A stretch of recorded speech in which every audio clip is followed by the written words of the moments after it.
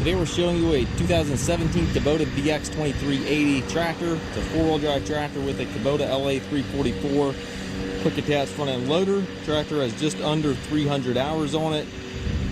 It's a very clean tractor.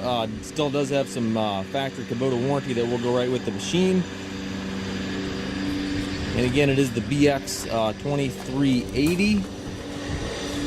A couple small scuffs on top of the hood here, very minor. And again, does have the LA344 quick attach loader. Skid steer style quick attach for your bucket connection. Bucket's in nice shape. Has the R4 tires.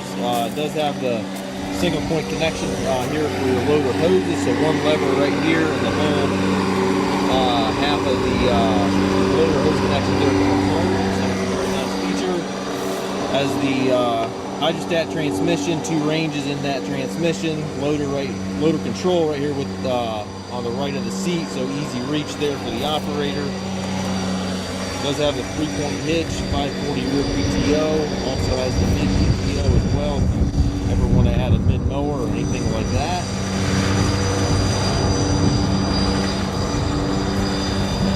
Very clean tractor.